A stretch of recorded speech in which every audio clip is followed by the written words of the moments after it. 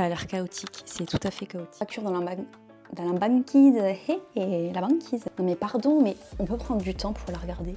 Ils veulent pratiquer avec moi, dites-moi. Pratiquer le mandarin, on s'entend. Ah, mais non. 2018, vraiment. On va y aller.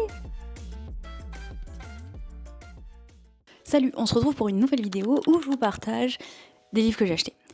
Tout le monde se souvient ce moment où j'ai dit j'achète pas de livres en 2025 parce que j'en ai 70 à lire. J'en ai acheté 19. Non, super, parce que moi non plus. Donc qu'est-ce qui s'est passé? J'étais sur Recycle Livre et si vous avez vu la vidéo qui a dû sortir, j'ai eu une petite fixette sur les livres en lien avec les animaux. J'en ai profité pour acheter d'autres livres tant que j'y étais parce qu'on n'était plus à ça près. Et je vais vous les présenter maintenant. En sachant que je voulais vous faire une petite vidéo sur qu'est-ce que j'ai pensé de mes dernières lectures, même si j'en mets certaines sur Insta. Et j'ai réalisé qu'en fait tous les livres que j'ai lus jusqu'à présent, ils sont quand même bien gaze. Enfin, ils me plaisent pas. Et du coup, je me suis dit, est-ce que je parle de ces livres que je n'ai pas aimés ou pas? Et j'ai un sentiment mitigé par rapport à ça. Est-ce qu'il faut vraiment parler des livres qu'on n'aime pas alors que quelqu'un s'est saigné pendant des mois, des heures, des semaines à l'écrire? Donc je vais pas le faire.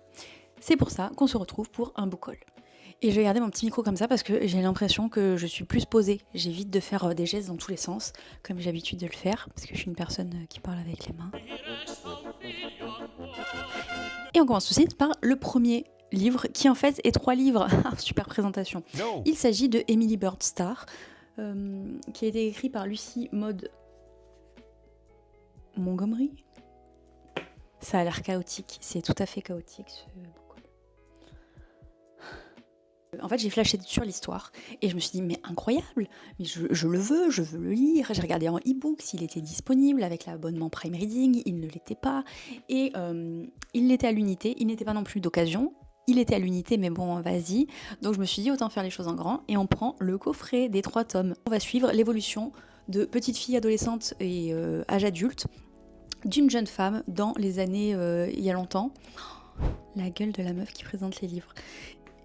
Et qui a une passion qui est d'écrire, donc elle vit avec son père, et donc on la suit dans le premier tome où elle a cette passion d'écrire, elle veut en faire sa vie, et j'en sais pas plus parce qu'en fait ça m'a suffi, d'accord, ça m'a convaincue. J'ai vu la beauté des couvertures de l'édition de la maison d'édition Toussaint de l'Ouverture, et c'en était assez pour moi. Écoutez, quelquefois il en faut peu pour rendre les gens heureux, je le suis, peut-être à la fin de ma lecture, je ne le saurais pas, comme avec beaucoup de romans ces derniers temps, mais toujours est-il que à l'instant T, I'm happy, guys. Bon, j'ai réalisé que je parlais quand même avec les mains. S'il faut, vous allez avoir des variations de son. Je me suis réorientée, d'accord? Finalement, ça a tout son charme, n'est-ce pas? Deuxième livre que j'ai eu d'occasion chez la librairie L'Armitière à Rouen, qui maintenant propose des livres d'occasion. J'ai eu celui-ci pour 2,50 €. Les gars, 2,50 €. Bad féministe de Roxane Gay. On est d'accord que on est un gris, non? Enfin, les personnes qui connaissent, un gris. Ah, mais non, 2018, vraiment, on va y aller. Dans ce roman, qui date d'un certain temps, l'auteur exploite le point que c'est pas parce qu'on met du vernis, on met des jupes, etc., qu'on peut pas être féministe et qu'il faut arrêter de dire, notamment les femmes, qu'on n'est pas féministe. Qu'est-ce que c'est que ces conneries? Vous voulez pas l'égalité? Si, donc. Celui-ci, c'est Pleine de grâce de Gabriela Cabezón Camara. Avec un petit pitch qui est des vies de misère racontées avec une fantaisie entraînante.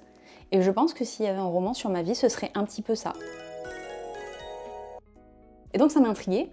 C'est l'histoire d'une journaliste en Argentine qui va suivre une travestie qui a arrêté la prostitution et qui déclare avoir vu la Vierge Marie. Et là elle se dit, purée, mais incroyable, banger, sujet de l'année, je fonce tête baissée. Et elle va se retrouver embarquée dans une histoire où elle va découvrir une communauté qui essaye de transformer un bidonville, de comment les gens peuvent vivre ensemble, peu importe leurs différences, et comment on peut inventer des nouvelles façons de vivre, que ce soit en couple, en amitié, mais pour faire famille ensemble.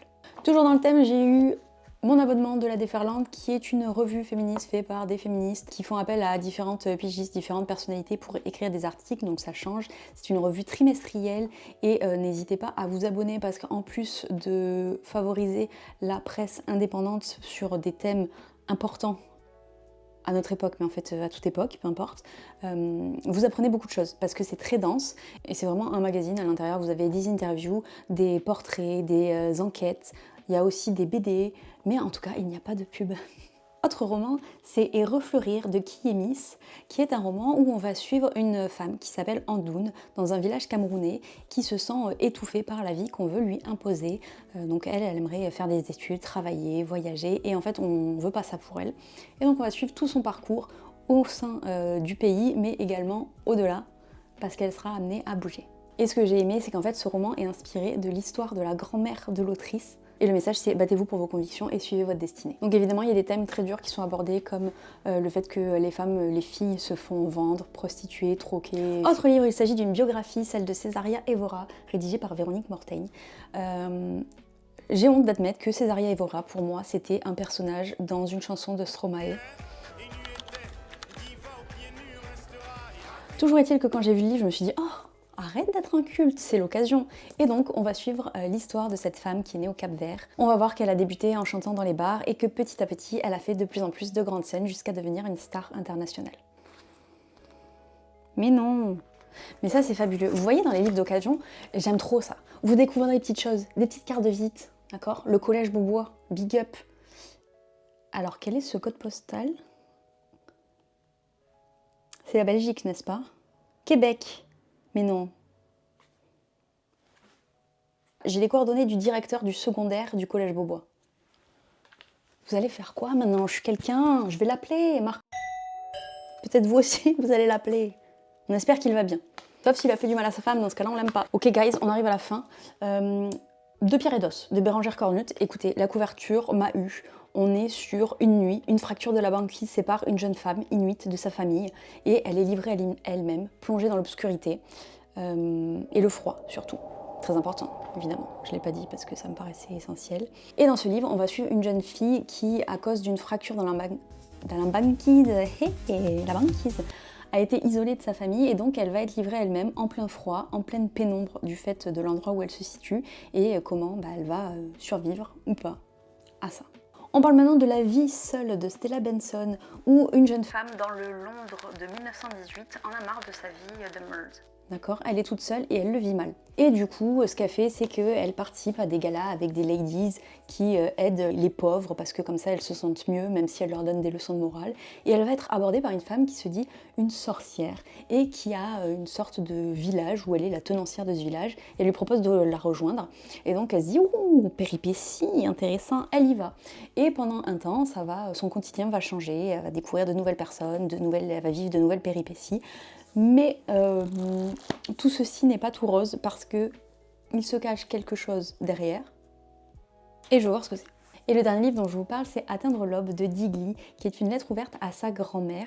Donc pour ça, elle a travaillé dans les archives, elle a retrouvé des enregistrements, elle a interrogé des personnes pour en savoir plus sur les femmes de sa lignée afin de leur rendre hommage dans ce livre. Donc on va voir leurs souffrances qui les ont habitées, les différentes vies qu'elles ont vécues et surtout leurs passions, qu'elles soient destructrices ou créatrices. Les petits deux derniers que je vous présente, enfin il y en a un que je vous présenterai pas parce qu'en fait vous êtes trop posés dessus. Mais c'est un livre de photos de chiens, écoutez, voilà.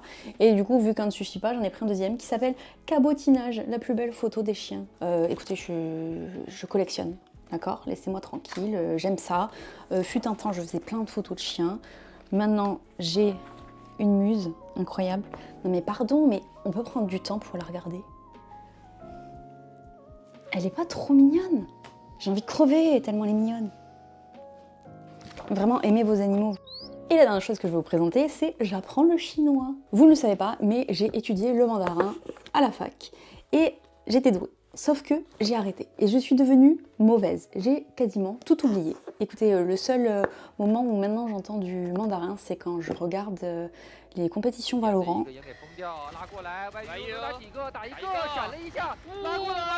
Et autant vous dire que ça ne m'aide pas beaucoup. Donc j'ai trouvé ce petit fascicule. Est-ce qu'on peut dire un fascicule? Pas du tout. En fait, c'est des fiches simples, mémotechniques, avec des images, etc. Donc ça, c'est l'intercalaire, ça vous intéresse pas. Mais qui, au travers de moyens mémotechniques, vous aident avec les bases. Donc voilà, par exemple, pour définir le mot grand, qui est ta, vous avez l'image d'une tour Eiffel. Et c'est dessiné avec la tour Eiffel, parce que chaque idéogramme veut dire quelque chose. Et quelquefois, il est associé au mot qu'il représente en tant qu'idéogramme. J'espère que Ma pédagogie vous époustoufle. En tout cas, je suis très contente de l'avoir trouvé d'occasion, parce que je suis tout le temps en train de regarder un peu qu'est-ce qui est proposé en librairie, et je vous avoue que ça me touche pas particulièrement. J'ai un livre très intéressant que je regarde de temps en temps, mais ça, je me suis dit banger, j'ai sauté sur l'occasion, et je vous en dirai des nouvelles pour tous mes fans de mandarin. D'ailleurs, s'il y a des gens qui pratiquent et qui veulent pratiquer avec moi, dites-moi. Pratiquer le mandarin, on s'entend. C'est terminé pour cette vidéo de présentation des derniers livres que j'ai acquis. S'il y en a certains que vous avez lus, appréciés, dites-le. Si vous pouvez liker, vous abonner vu que c'est gratuit et que c'est rapide, ça me fera très plaisir. Vraiment, je vis que pour ça. Et vous imaginez pas comment je pleure le soir quand ça n'arrive pas. S'il vous plaît. On se retrouve bientôt pour une nouvelle vidéo et en attendant, prenez soin de vous. Nice.